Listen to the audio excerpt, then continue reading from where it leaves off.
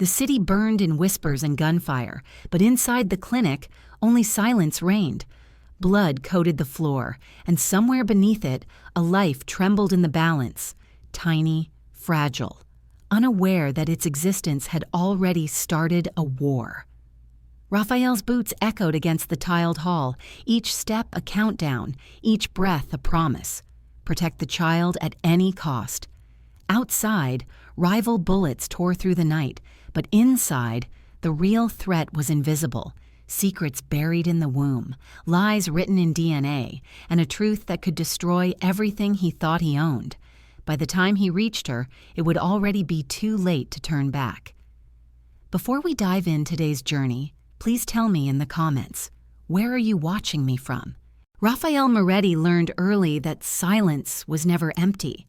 Silence meant someone was dead, someone was lying, or someone was about to betray you. In his world, noise was survival. Gunshots, engines screaming, orders barked into radios. Silence came afterward when the blood dried and the consequences settled in. That was why the silence in his penthouse felt wrong. 3 months too long. 3 months since Issa vanished without a trace, leaving behind nothing but unanswered calls and a half-packed suitcase. The city still bowed to Raphael. Men still lowered their eyes when he entered a room. Judges still delayed rulings. Politicians still returned his calls at midnight. His name still ended arguments. None of it mattered. Power didn't fill the space Issa left behind. It didn't warm the bed. It didn't stop the memory of her hand instinctively moving to her stomach the last time they fought. She'd been pregnant then, barely showing, terrified. Raphael stood at the floor-to-ceiling window overlooking the city he owned and felt nothing. The lights below looked fake, like a replica of a life he was never meant to have. He poured another drink he didn't want and left it untouched. His men watched him carefully now. They were used to rage, not this quiet.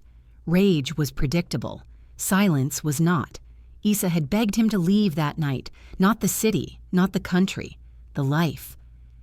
"This ends with us dead," she had said, her voice shaking but defiant, "or with our child hating you."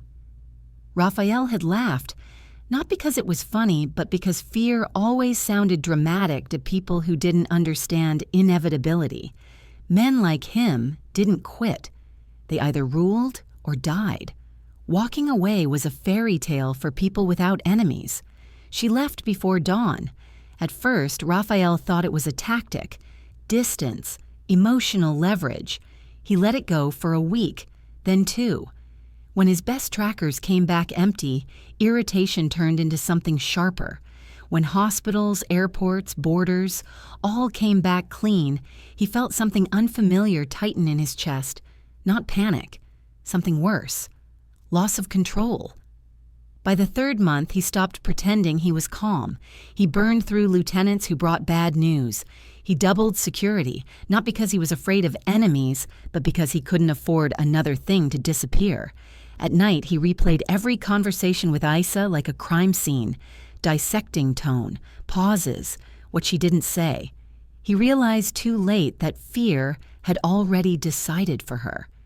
Raphael had enemies who would happily carve a child out of a woman just to send him a message.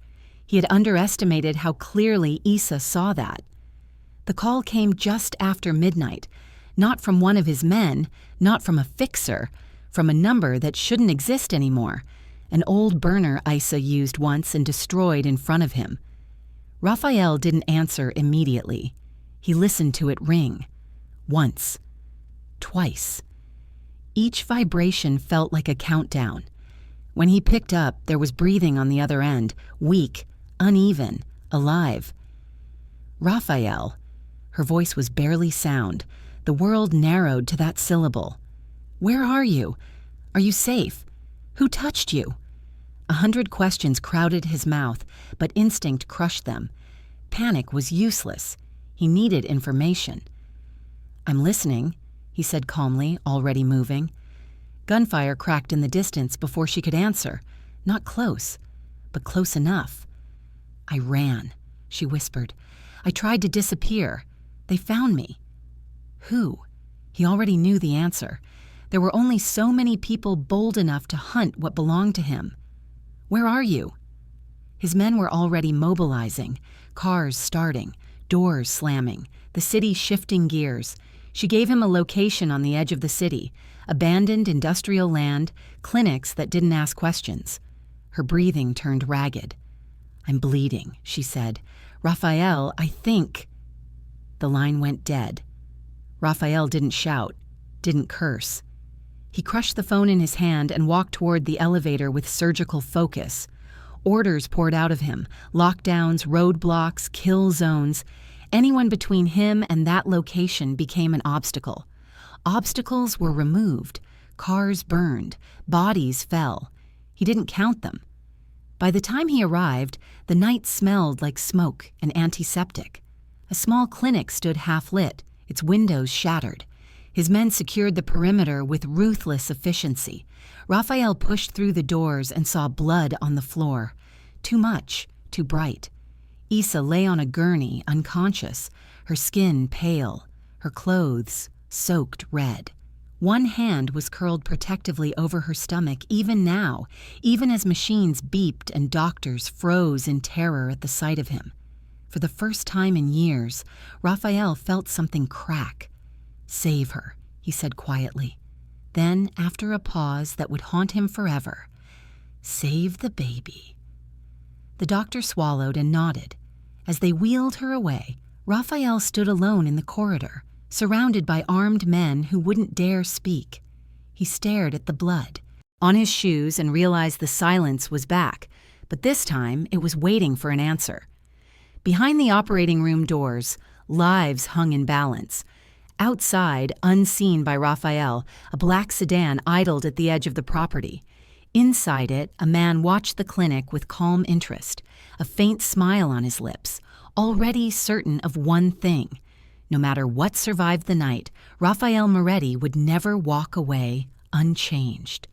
And somewhere deep inside the clinic, a heartbeat began, one that did not belong to him, but would soon decide his fate. The city didn't burn all at once. It burned in sections, block by block, street by street, as Raphael's orders rippled outward. Warehouses exploded, checkpoints vanished. Entire crews went dark without warning. Sirens wailed and then went silent. By the time Raphael's convoy tore through the industrial district, the city was already paying for a future he hadn't seen yet. The clinic shouldn't have existed. It was one of those places built to survive questions. No signage, no records worth trusting, walls too thick for sound to escape. The kind of place people came to erase mistakes. Tonight, it was failing at that job. Raphael stepped inside and felt the air change. The smell hit first. Iron, antiseptic, fear. His men spread out automatically, weapons raised, clearing rooms with quiet efficiency. Staff froze where they stood. A nurse dropped a tray and didn't bother picking it up. Everyone recognized him. No one pretended otherwise.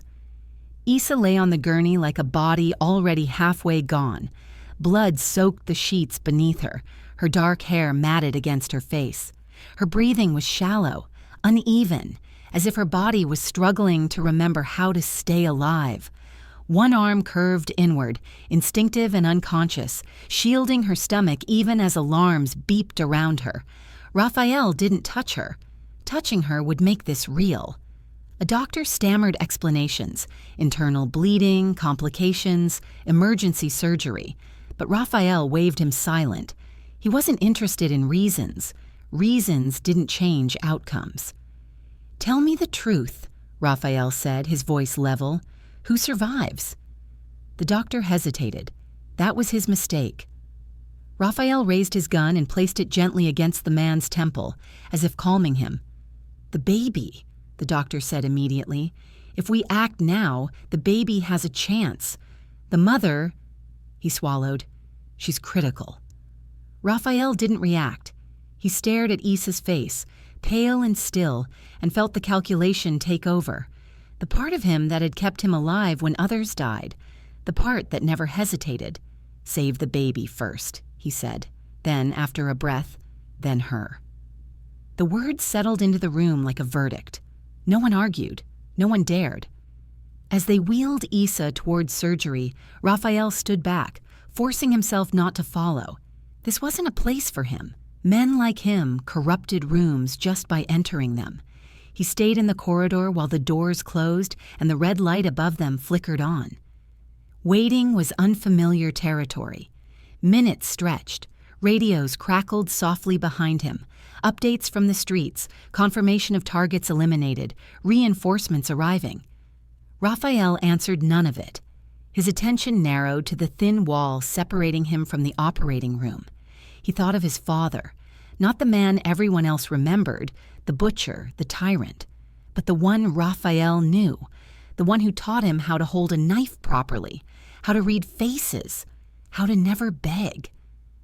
Victor Salazar had taken that man apart piece by piece and sent the message back in a wooden box. Raphael had learned what legacy really meant that day. Legacy was blood. That was what this child was. Blood that extended him beyond bullets and betrayal. Blood that couldn't be negotiated with or bought off. Blood that would carry his name when he no longer could. That belief steadied him. He pressed his palm flat against the wall, feeling the faint vibration of movement on the other side. He whispered words he'd never spoken aloud before, promises he would have mocked in another man. You'll never be weak. You'll never be alone. No one will ever take you from me. His hand trembled.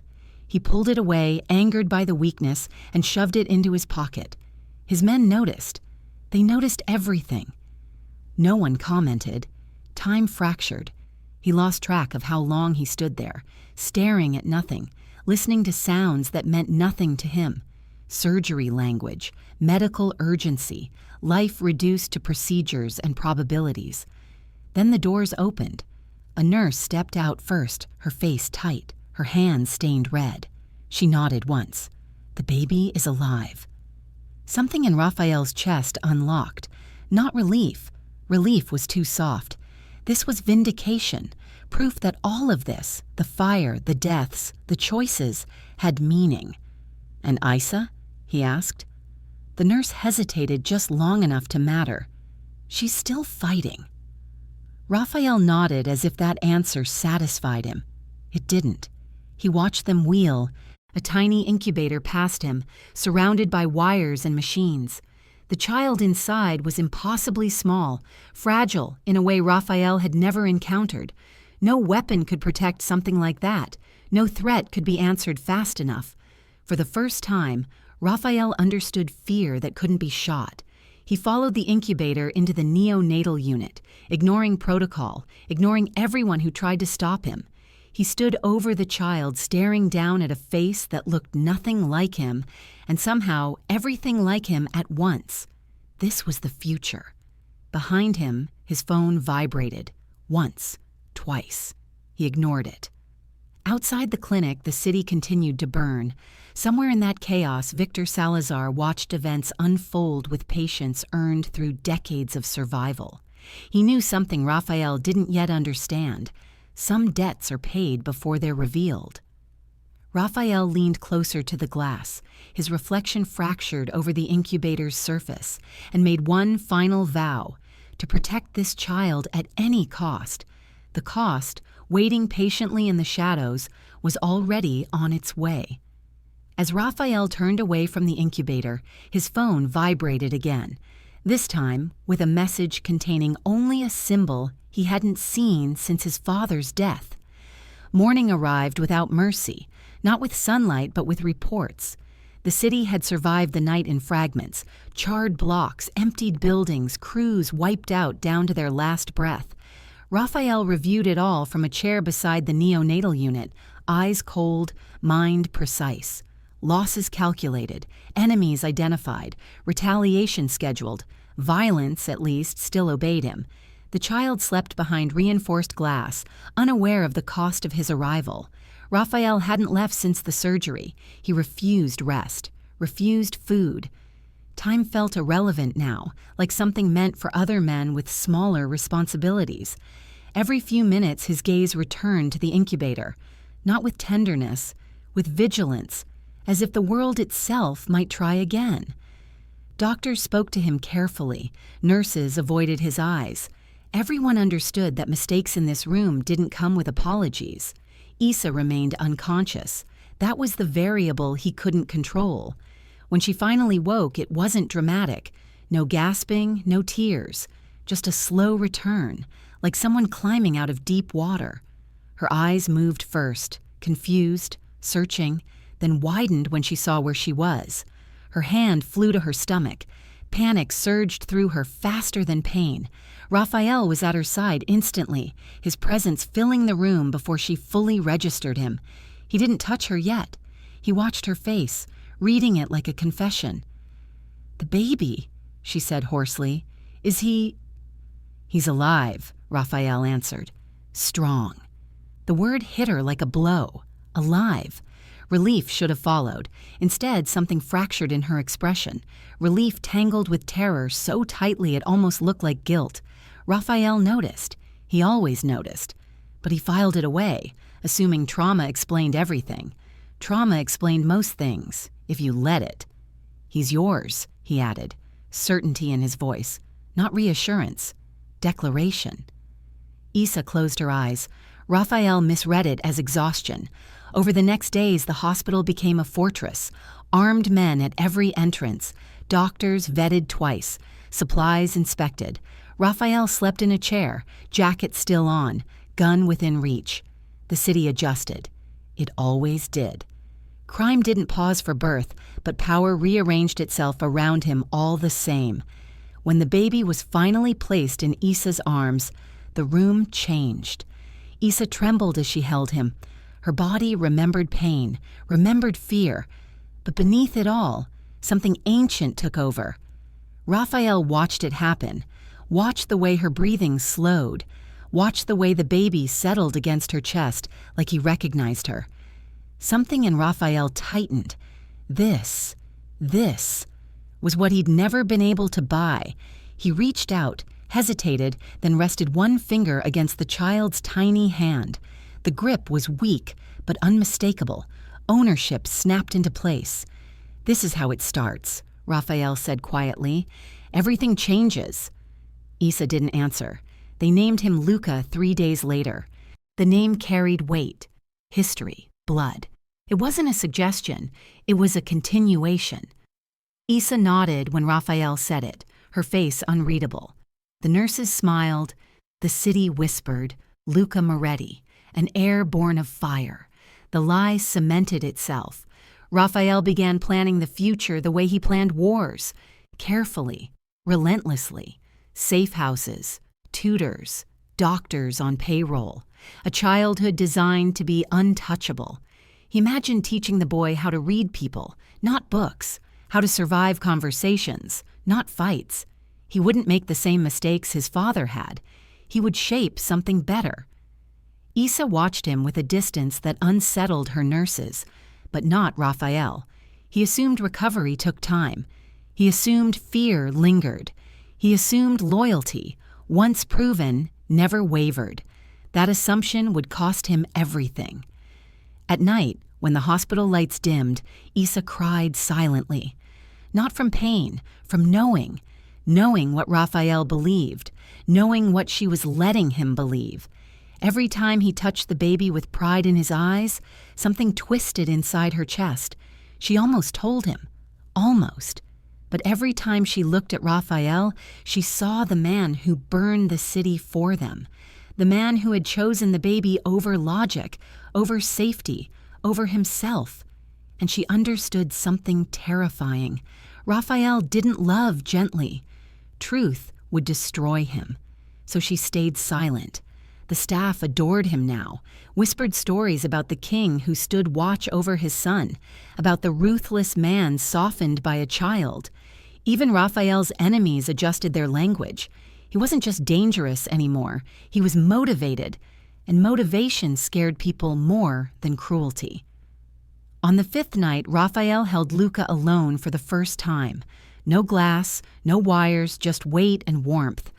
The baby stirred, then settled against him, heartbeat small but steady. Raphael closed his eyes. "I'll end this world for you," he whispered, "so you don't have to." In another part of the city, Victor Salazar received confirmation of the birth. He listened calmly, then dismissed the messenger. No anger, no urgency, just satisfaction. The lie was complete.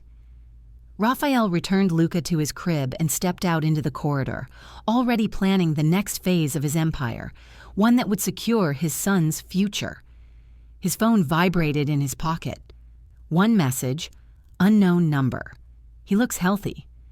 Congratulations on your heir." Raphael stared at the screen, the first crack of unease spreading through his certainty like a fracture in glass. The message didn't disappear when Raphael locked the phone. It stayed burned into his vision, sharp and deliberate, like a blade pressed just hard enough to draw blood. He read it again, then once more, searching for urgency, threat, panic, anything familiar. There was none. That was the problem. Someone had seen the baby, not guessed, not assumed, seen. Raphael didn't react outwardly. He slipped the phone back into his pocket and walked down the corridor with measured steps, nodding once to a guard as if nothing had shifted. Inside, calculations rearranged themselves at speed. Access points, lines of sight, information leaks. Hospitals were dangerous places. Too many hands, too many reasons to talk. He ordered a silent lockdown before sunrise. By morning, 3 staff members were gone. One nurse transferred to another city with no explanation. One technician escorted out and vanished into a car that never returned. One orderly was found in an alley 2 blocks away with his throat cut, not as punishment, but as a message to others who might consider curiosity a skill. The hospital grew quiet again. Too quiet. Issa noticed the change before anyone explained it. The guards doubled. The nurses rotated more frequently. Faces she'd begun to recognize disappeared overnight. Raphael's presence intensified, not louder, not angrier, but closer. He stood nearer doors, sat nearer windows, watched reflections instead of rooms. She felt the lie tightening. "Something's wrong," she said finally, her voice low as Raphael stood by the window. "Something's always wrong," he replied without looking at her. That wasn't an answer. Issa studied him carefully. This was the man she knew, dangerous, controlled, endlessly alert. The man who survived by assuming betrayal before loyalty. If he was uneasy, it meant the threat was already inside the walls. "Who messaged you?" she asked. Raphael turned then, slowly. His eyes weren't angry. They were assessing. "You don't need to know," he said. The distance between them hardened. That night, Raphael ordered a full audit. Phones, cameras, medical records, financial transfers. Nothing moved without crossing his desk. His men worked fast, ruthless in their efficiency. They found nothing obvious, and that disturbed him more than evidence would have. Salazar didn't operate blindly. If Victor Salazar was watching, he was doing it patiently. Raphael returned to the nursery long after midnight. Luca slept undisturbed, chest rising and falling with mechanical certainty. Raphael watched him the way he watched enemy boarders, not with affection but with responsibility. He remembered the message again. He looks healthy, not alive, not born, healthy. Raphael's jaw tightened. Someone had access beyond paperwork, beyond hearsay, someone who understood timing, someone who wanted him to know he was seen. The next morning, Issa woke to an argument she wasn't meant to hear. Voices outside her room, low, tense. Raphael and one of his lieutenants. She caught fragments before the door closed. No records before the 3rd month? Clinic outside our territory. Procedure doesn't match trauma timeline. Issa froze. Her hands curled into the sheets. Raphael entered moments later, his face unreadable. He looked at her longer than usual, as if she were part of the room he hadn't fully examined yet. "How long were you alone before I found you?" he asked. Issa's heartbeat stuttered. "I told you," she said carefully. "Weeks. I moved constantly." "Where?" She named places that were true, but incomplete. Raphael nodded once. He didn't call her out. That was worse. He accepted the answer the way a man accepts a puzzle piece he plans to replace later. That afternoon, Raphael received a file he hadn't requested. Encrypted. Clean. Old code. It opened to a single image, a medical consent form, partially redacted, dated months before Issa disappeared. The clinic name was blurred. The signature was unmistakable. Issa's. Raphael stared at it without expression. He didn't believe it. Not yet. Documents could be forged, signatures copied. Salazar loved misdirection. He thrived on poisoning trust before delivering truth. Raphael closed the file and ordered it buried, flagged for later, when he had time to dissect it properly. But doubt doesn't wait for permission. That evening, Raphael watched Issa hold Luca with practiced calm. Her movements were gentle, too gentle. She didn't look at Raphael when she spoke. She didn't ask questions about the city anymore. She didn't ask about threats. She was waiting. For what? Raphael didn't know. He tested her once. "We'll leave the city soon," he said casually. "Take Luca somewhere safe." Issa's breath caught. Just barely. "Where?" she asked. "Does it matter?" She hesitated. "Yes," she said. "It does." Raphael noted it, filed it away. That night, alone in his office, Raphael poured a drink and didn't touch it. He pulled the encrypted file back up, studied the date again. The timing didn't fit the story Issa had told him, not cleanly, not comfortably. Still, proof wasn't certainty. Yet. Outside, rain began to fall, slow, steady, washing nothing away. Raphael leaned back in his chair and made a decision that would define everything that followed. He ordered a paternity test, not officially, not through the hospital, quietly, untraceably. As he sent the instructions, his phone buzzed again. Another message. Same number. "You're asking the wrong questions, Raphael. The test won't tell you who the child belongs to. It will tell you who owns you now." Raphael stared at the screen, the first real crack splitting through the lie he had built his future on. Issa stopped sleeping. It wasn't the hospital lights or the distant noise of the city. It was the waiting, the knowledge that something irreversible was moving toward them, with the slow certainty of a blade lowered inch by inch. She felt it in the way Raphael watched her now, not openly suspicious, not cruel, just precise. Like a man measuring distance before a strike. She had lived with dangerous men before. None of them frightened her the way Raphael did when he was quiet. Luca sensed it too. Babies responded to tension like animals did. He cried more when Raphael was near, then calmed only when Issa held him close, her body instinctively curling around his. Raphael noticed. He told himself it meant nothing. Told himself children responded to women differently, told himself he wasn't offended. He was lying. Every cry felt like rejection. Every moment Luca settled without him felt like a verdict he hadn't heard yet. Raphael hated that reaction.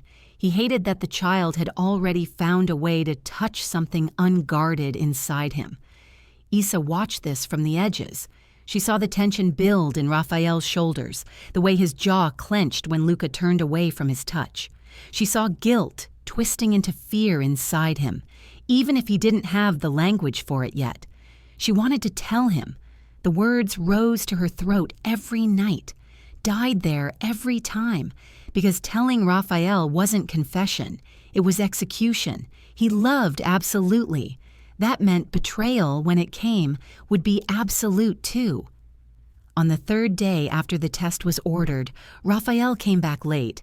Not wounded, not furious, just drained in a way Issa had never seen. He didn't look at Luca right away. He poured himself a drink and stood with his back to the room, staring at nothing. "You're afraid," Issa said softly. Raphael didn't turn. "No," he said. "I'm patient." That was worse. She stood carefully, pain still threading through her body, and crossed the room. Luca slept against her chest. She stopped a few steps behind Raphael, close enough to feel the tension radiating off him. If something's wrong, she said, you should tell me. Raphael laughed quietly. That's interesting, he said, coming from you. The air thickened. Issa froze, not because of the words, but because of the tone. Controlled, almost gentle. Raphael wasn't accusing her yet. He was inviting her to speak. That invitation terrified her more than anger ever could. I haven't lied to you, she said. Raphael turned then, slowly. His eyes searched her face, not for emotion, but for fractures. You've avoided the truth, he replied. That's worse. Issa's breath faltered. Lucas stirred between them, making a small sound. Raphael's gaze dropped to the child instantly, softened, hardened again. Why do you look at me like you're already gone? Raphael asked quietly. Issa swallowed. Because I know you, she said, and I know what you do to people who disappoint you. That landed. Raphael stepped closer. He didn't touch her. He never touched her when he was unsure. Touch was for certainty. I destroy enemies, he said, not family. Issa's chest tightened at the word. Family. She turned away before he could see her break. Later that night, Issa sat alone in the bathroom, hands shaking, staring at herself in the mirror. She barely recognized the woman looking back, paler, thinner, older. A woman who had survived violence only to be crushed by love. She remembered the clinic, the restraints, the voice telling her this was necessary, that this was the only way to protect her child from becoming collateral. She remembered signing the papers with hands that weren't hers anymore. She had told herself she would run. She had, but blood had followed her anyway. When she returned to the room, Raphael was holding Luca. Not awkwardly, not stiff. The child slept against his chest, breathing slow and even. Raphael's hand rested protectively against the baby's back, fingers curved like a shield. Something inside Issa collapsed. This was the future she had stolen from him. Raphael looked up when he sensed her. Their eyes met. For a moment, the world narrowed to just the three of them, man, woman, child. The lie felt unbearable in that silence. Come here, Raphael said quietly. Issa didn't move. Raphael's eyes sharpened. Why won't you come here? Because if I do, she thought, I'll tell you everything. I'm tired, she said instead. He studied her for a long moment, then nodded. He didn't push. That restraint cost him something. Issa could see it. The next day, the results arrived. Not opened. Not yet. Raphael locked them in his desk and left the office untouched. He spent the day with Luca instead, watching, learning, memorizing, as if committing the child to memory would protect him from whatever the paper said. Issa watched from the doorway, dread pooling in her stomach. She realized then that Raphael wasn't waiting to learn the truth. He was deciding who he would be after it. That night, Issa made her choice. She packed a small bag, not to run. She knew she wouldn't make it 3 steps past the door. She packed it to remind herself she still could. When Raphael returned, she was sitting on the bed, Luca asleep beside her. I need to tell you something, she said. Raphael stopped. For the first time since he'd known her, Raphael felt real fear. Not tonight, he said sharply. Whatever it is, not tonight. Issa looked up at him, tears finally spilling free. There won't be another night like this, she said. Raphael's gaze flicked to the desk, to the locked drawer, to the future he'd been postponing. He crossed the room and opened it, pulled out the envelope, held it without opening it. The room felt airless. Before Raphael could tear the envelope open, his phone rang. One number flashing on the screen that guaranteed the truth would arrive from someone who enjoyed watching him bleed. Raphael didn't answer the phone immediately. He stared at the number like it was a living thing, patient, confident, already aware of its power. Only one man used that line anymore. Only one man believed himself untouchable enough to interrupt Raphael at this hour, Victor Salazar. Issa saw the name reflected in Raphael's eyes before she heard it spoken. Her body reacted before her mind could. Her grip tightened around the edge of the bed. Her breath shortened. Luca stirred between them, sensitive to the shift in the room. Raphael answered the call. "Speak," he said. Salazar's voice came through smooth and unhurried, carrying the faint echo of a place far from hospitals and fear. "You should sit down," he said lightly. "This will be more enjoyable that way." Raphael didn't move. "You sent me a message," Raphael said. "That was a mistake." "No," Salazar replied. "That was a courtesy. I wanted you calm enough to listen." Raphael gestured sharply. One of his men stepped forward, already tracking the call. Salazar continued without pause. "You ordered a test," Salazar said.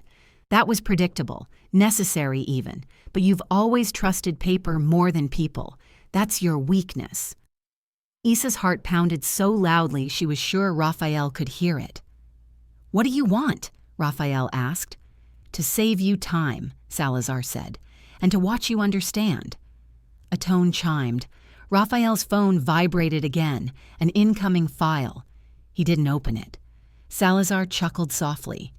"You should," he said, "but not yet. I want to explain it first. I find context improves suffering." Raphael's jaw tightened. "Months ago," Salazar continued, "you were careless. You believed Issa was untouchable because she was yours. You forgot how badly I wanted to see you break." Issa's knees weakened. She sat back down heavily, one hand covering her mouth. "There was no affair," Salazar went on. "No seduction. I'm not interested in romance. This was cleaner, medical, controlled." Raphael's vision narrowed. "IVF," Salazar said calmly. "Your woman was selected for compatibility. Her body was ideal. Her fear was cooperative." Raphael moved so fast the chair behind him skidded across the floor.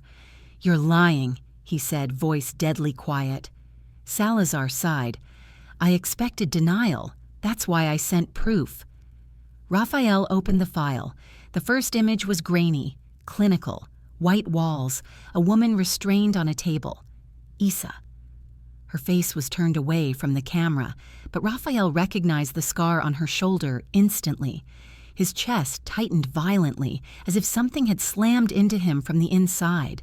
The next image showed paperwork, dates, procedures, signatures, Issa's signature. The third file was a video. Raphael didn't watch it. He couldn't. Salazar's voice filled the silence. "The child isn't a mistake, Raphael. He's insurance. My blood inside your future. A constant reminder that I can reach you whenever I want." Raphael's hands shook.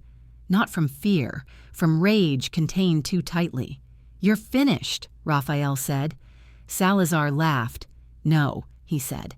"I'm immortal now, because you won't touch him." The call ended. The room felt hollowed out. Issa was crying openly now, shoulders shaking, every secret exposed without mercy. She didn't beg. She didn't deny. There was no point anymore. "I didn't want this," she said through sobs. "I tried to run. I tried to protect you. From him. From this." Raphael didn't look at her. He stared at Luca. The child slept peacefully, unaware that his existence had just rewritten the rules of survival. Raphael looked for something, anything in the baby's face that belonged to Salazar. He found nothing, just skin, breath, innocence. That made it worse. "How long did you know?" Raphael asked. Issa swallowed. "From the beginning." The words landed like a gunshot. "You let me believe—" Raphael stopped himself. His voice broke. He closed his eyes, forcing it back under control. "You let me build a future on a lie." Issa nodded. "Because the truth would have killed him." Raphael turned sharply. The truth might still. The silence after that was absolute. Raphael walked to his desk and retrieved the envelope. The test. The thing he had delayed opening because some part of him had already understood. He held it now with steady hands. Issa watched him like a woman watching the end of her life approach. She knew what Raphael was capable of. She had seen it, loved it, feared it. "Raphael," she whispered, "please." He didn't answer. He moved toward the door, toward the nursery, toward the choice that would define whether he was still the man who ruled by blood, or something worse. Behind him, Isa collapsed onto the bed, sobbing into her hands. Raphael stopped at the doorway, looked down at the envelope one last time. Then he tore it open and stepped into the room where Luca slept, carrying a truth that could turn love into murder. Raphael stood in the doorway to the nursery, the envelope in one hand, gun in the other, heart hammering like artillery. The light from the street lamps outside fell in shards across Luca's crib. The baby stirred, tiny fists flexing, innocent to the storm that had just dropped into his life. Raphael's breath was heavy, deliberate.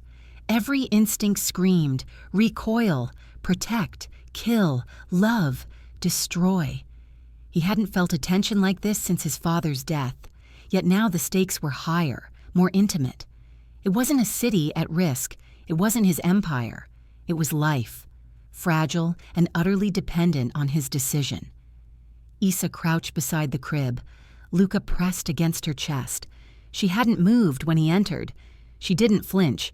She simply watched him, eyes wide, aware that one wrong motion, one wrong word, could unravel everything. Her voice trembled, soft and fragile. "Raphael, don't." Raphael's gaze dropped to the envelope.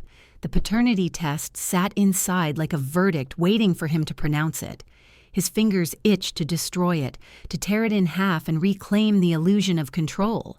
Instead, he opened it slowly, methodically, savoring the moment the truth would reach him. Every second stretched.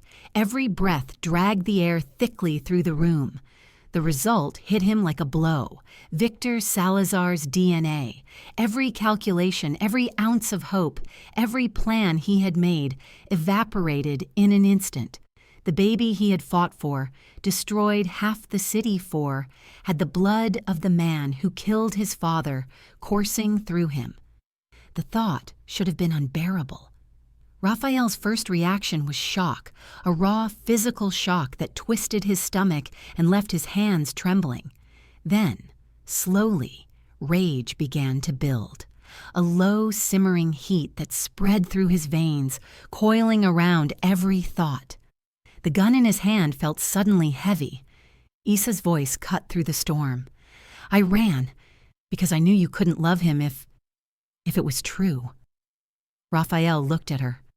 Really looked, and saw the truth in her eyes. Fear, guilt, love, and a confession he hadn't yet been ready to accept. Her words should have shattered him, and they did, but not in the way Salazar intended. Rage roared in tandem with something far darker, obsession. He couldn't abandon the child. He couldn't destroy him. To kill Luca would be to destroy Isa, to destroy a piece of himself he had never been able to name. Raphael swallowed hard. His voice was low, dangerous. "It doesn't matter," he said. "It doesn't matter whose blood runs in him. He grew inside you. That makes him mine." Silence followed. Even the city outside seemed to pause. The weight of that sentence settled into the room like a verdict. Isa's eyes filled with tears, tears for the first time unmasked, genuine, unafraid. The words were a lifeline she hadn't dared imagine existed, yet the storm outside the walls of the hospital raged as violently as the storm inside Raphael's chest. He knelt beside Luca's crib, placing a hand lightly on the infant's chest. Every heartbeat against his palm struck like a drumbeat of destiny, of vengeance delayed, of love twisted and raw. Raphael's mind raced. How could he raise the child knowing the enemy's essence was part of him? How could he teach Luca strength without revealing the poison in his veins? Isa moved closer, whispering, "You still love him. You still love him, don't you?" Raphael's hands clenched into fists. "I love what he is, what he's become. He is mine, and no one, not Salazar, not fate, not even me, will take him from us." That declaration, however, did not end the tension. It only shifted it. Raphael's empire was fragile, built on fear, loyalty, and intimidation. The revelation about Luca's blood meant vulnerability in the heart of the fortress he had spent years constructing. Every move he made from this point forward had to account for Salazar's shadow lurking inside the boy. Every ally, every lieutenant, every choice, corrupted by knowledge he could not ignore. Isa rested her head against his shoulder, quietly, as if grounding him. Raphael allowed it, though he remained vigilant, aware of the quiet threat embedded in every heartbeat of the child. The love he felt was no longer uncomplicated. It was complicated, violent, dangerous, the kind of love that could kill or be killed. Raphael's thoughts turned outward. He had to act. Strategy returned like a predator, sharp and clear. If he could weaponize the knowledge of Luca's blood, if he could turn it against Salazar, then the child would not be a curse. He would be a weapon. But the plan was precarious. Misstep, hesitation, or doubt could cost all of them their lives. He straightened, lifting Luca gently. The infant stirred, and Raphael's eyes softened for the briefest moment. That softness was fleeting, fragile. One miscalculation could destroy it. He looked at Isa, reading her expression. Fear, love, and trust intertwined. She had given him everything she had, and he would protect it at all costs, even if it meant embracing the blood of his enemy. Raphael stepped to the window, holding Luca close. Rain had begun to pour, drumming against the glass like a prelude to violence. He imagined Salazar watching, patient and calculating, savoring the chaos he had engineered. But Raphael no longer feared. Fear would not dictate his actions. Power, control, and choice would. He would raise this child. He would train him. He would make him a weapon. And Salazar's blood inside him would not weaken him. It would forge him stronger. Hours passed. Strategy sharpened in silence. Raphael outlined contingency after contingency, plotting movements, allies, and assassinations in his mind. Every second the child breathed was a victory, every heartbeat a reminder that love and rage could coexist, but barely. When Raphael finally turned to Isa, Luca safe in his arms, he saw her trembling, exhaustion painted across her face. Her tears had dried, her lips were tight, and yet she held herself with dignity, even in despair.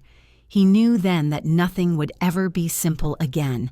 Love had entered his world, blood had entered his child, and war had never been more personal.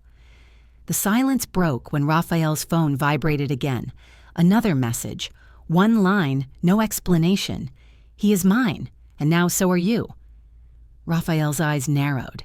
Outside, the storm continued, but inside, the real tempest was only beginning. Raphael didn't sleep that night, not truly. The rain pounding against the windows of the penthouse was a faint echo of the storm in his mind. He walked the length of the room, Luca cradled against his chest, eyes sharp and calculating even in the dim light. Every heartbeat of the baby reminded him of Victor Salazar, yet the rhythm carried another meaning too. A new loyalty, a new weapon, a new possibility. The city below remained unaware. The streets were alive with ordinary crime, with deals that would have crumbled without Raphael's oversight. But he had bigger concerns now. Salazar had planted his heir inside Raphael's fortress. That fact alone rendered every man, every building, every routine vulnerable. The enemy had breached the walls with blood, not bullets, and Raphael didn't intend to cede the advantage. Isa watched him from across the room. She had tried to sleep once. The bed had rejected her. Her body was too wound tight with anxiety, too aware of the fragility of their current existence. Every time Raphael moved, she flinched, yet she could not leave. She could not run. Even if she had wanted to, the baby, her child, bound her tighter than chains.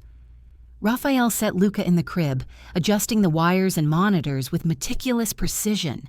Every machine mattered. Every angle mattered. Every second counted. Then he retrieved the folder Salazar had sent, the images, the forms, the documentation, and spread them across the table. He studied them again, not for shock, not for anger, but for opportunity. Issa's voice cut through the quiet, low and controlled. "You're planning something." Raphael didn't turn. He didn't need to. She already knew.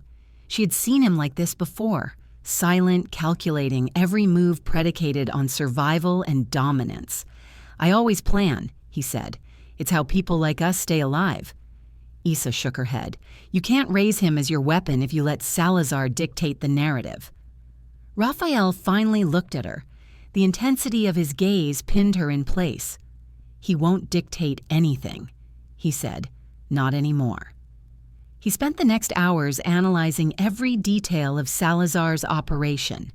Contacts, safe houses, financial flows, loyalists, weaknesses. Raphael mapped the rival empire onto the city in his mind. Every building, every street, every guard became a potential tool or threat. Luca's blood was now a factor he would exploit. Salazar had given him leverage without even realizing it, the ultimate irony. As night fell, Raphael called a meeting with his lieutenants. He did not temper his tone. He did not soften the threat. "The boy's blood is inside him," he said. "Victor Salazar believes he owns him. He's wrong. From now on, he is ours, and anyone who stands in the way dies." The men nodded, silent and disciplined. None questioned the logic. Few dared. Raphael's vision was absolute. Strategy had become vengeance, and vengeance had become love. Issa remained on the edge of the room, observing quietly. She could see the storm in Raphael's mind, the transformation of the child from innocent life to instrument of power. It terrified her. She wanted to scream, to run, to grab Luca and disappear, but she couldn't. She didn't. She knew that every step she had taken to protect him had led to this. Hours later, Raphael returned to Luca's side. The child stirred, blinking against the low light. Raphael held him, studying every tiny movement, every reaction. He whispered quietly, almost to himself, "You are mine. No one will touch you. No one will ever use you against me." The words were both promise and threat, and he meant every one of them. Issa sat beside him, silent. Her hands rested on the crib edge, fingers tightening and loosening. "Do you realize what you're doing?" she asked softly. "I do," Raphael replied, "and I accept the consequences." The consequences were immediate. Within minutes, encrypted messages began arriving on Raphael's secure devices. Threats, intelligence, confirmations of surveillance. Salazar was active. He had recognized the shift, the leverage Raphael now wielded. But Raphael did not flinch. Every message, every move, every plan from Salazar was cataloged, analyzed, and neutralized in his mind before the reality even arrived. By dawn, the city had no idea the war that had quietly escalated within its heart. But Raphael had already set the pieces. Allies positioned, threats identified, contingencies layered like armor. Luca's presence transformed from vulnerability into advantage.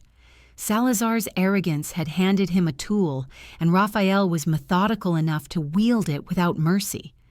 Issa finally spoke, voice trembling. "How can you be so calm?" Raphael didn't answer immediately. He held Luca close, then placed him gently back in the crib. "Because chaos is predictable," he said, "and I decide the rules now." Outside, the storm of the city mirrored the storm inside. Fires still burned in parts of the industrial district. Explosions had been contained, lives had been lost. But Raphael understood that the war was no longer just external. It had moved into his family, into his hands, into the heart of the child, and that made every next step deadly. He looked down at Issa, then at Luca, then at the city lights beyond the window. His lips curved slightly, not in joy, but in understanding. Victory, for once, would be precise, calculated, blooded, but ultimately his. As he turned from the window, his phone buzzed. A new message, no sender, no signature. You may protect him today, but tonight the price comes due. Raphael's eyes narrowed. Outside, the storm intensified. Inside, the war had only just begun. The city's night was fractured by neon, smoke, and distant sirens. But inside Raphael's penthouse, silence had settled like a prelude to violence. He stood at the window, Luca in his arms, the envelope from the paternity test still lying unopened on the desk, a symbolic relic now overshadowed by action. Every second brought the certainty that Salazar was moving. Every shadow hinted at intrusion. Every sound might have been a signal. Issa sat on the sofa, pale and tense. She hadn't left Luca's side since dawn. Her hands trembled slightly, brushing his hair as if mere touch could shield him from fate. She had stopped asking questions. She had stopped pleading. She had surrendered to Raphael's decisions because she knew resistance was futile. The man in front of her was no longer just her protector. He was a force of nature capable of unmaking anyone or anything in his path. Raphael didn't look at her. His gaze cut across the cityscape, tracing the arteries of streets and buildings in his mind. Enemy positions, surveillance points, likely ambushes. Every detail was accounted for. Salazar's arrogance had left footprints, and Raphael had mapped them all. But tonight was different. Tonight, the threat was no longer abstract. It had names, locations, and timing. He placed Luca gently in his crib, adjusting the monitors and checking the child's breathing. Even now, the boy was unaware of the danger pressed against his tiny life. Raphael's hand lingered over him, a rare moment of softness masked by iron will. Issa's voice broke the silence. "Do you really think you can win?" Raphael turned to her, eyes like steel. "Winning isn't optional. It's necessary." Minutes later, the encrypted devices buzzed, movement detected. Raphael's men confirmed it. Salazar's strike team, small, precise, attempting infiltration through the building's service tunnels. Raphael moved like a shadow, gun in hand, footsteps silent, eyes scanning. His team followed seamlessly, each man a reflection of his own efficiency. Every corner cleared, every corridor secured. Salazar thought he could strike at the heart of Raphael's sanctuary, but he had underestimated one truth. A father's obsession with his child was a weapon more dangerous than any army. The first contact came in the lower levels. Silent alarms triggered a confrontation with Salazar's operatives. Bullets tore through steel, screams echoed, and chaos erupted. Raphael's team advanced, methodical and lethal. He didn't fire. Not yet. He studied each attacker, noting weaknesses, calculating kill zones. Each man taken down became a lesson in strategy, not vengeance. Meanwhile, Issa clutched Luca tightly in a secured room, every instinct screaming to flee, yet aware escape was impossible. She listened as the sounds of battle came closer. She wanted to cry, scream, beg, but she couldn't. She had to witness this, because the child's survival depended on Raphael's control.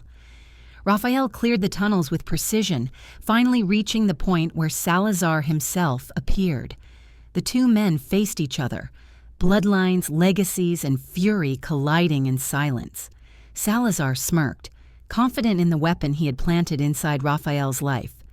"You have a child," Salazar said, voice smooth, venom underneath, "and now he belongs to me as surely as I have you." Raphael didn't respond. His eyes were on Luca, carried safely by Issa in the observation room. The boy's innocence radiated power, proof that blood could be both curse and shield. "You can't protect him," Salazar continued. "No matter how much fire you burn, I am inevitable." Raphael moved forward, gun steady, each step deliberate. "He's mine," he said quietly, "and I will destroy anyone who touches him." The ensuing confrontation was brutal, strategic, and merciless. Raphael outmaneuvered Salazar's elite, using every shadow, every angle, every ounce of instinct. Salazar fought with ferocity, but Raphael's focus was absolute. Every action was dictated by one priority: Luca's survival. Finally, Salazar fell, wounded but alive. Raphael stood over him, gun pressed to his temple. Rage, vengeance, and calculated mercy collided in the moment. "You think I am done?" Salazar hissed. "You think I fear you?" Raphael replied. "No, not anymore." Outside, the storm began to clear. Inside, a fragile silence fell. Raphael turned to Issa and Luca, the weight of every choice pressing down. Issa's eyes were filled with tears, relief, and a quiet awe. She realized something terrifying and liberating at once. The man she loved would cross any line for his child, and no truth, no bloodline, no deception could ever break that bond. Raphael gently lifted Luca from Issa's arms. "We survive," he said. "We build, and no one, ever, touches our blood again." Issa nodded. She felt the tension ease slightly, though the scars of fear and betrayal remained. The city outside still burned in places, but within these walls, something unbreakable had formed: the fusion of love, vengeance, and absolute control.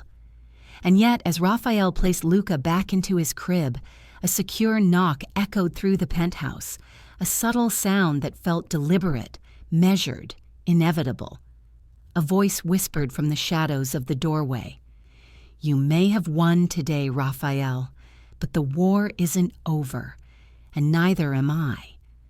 The city had survived, the child was alive, but the real enemy had only just stepped inside.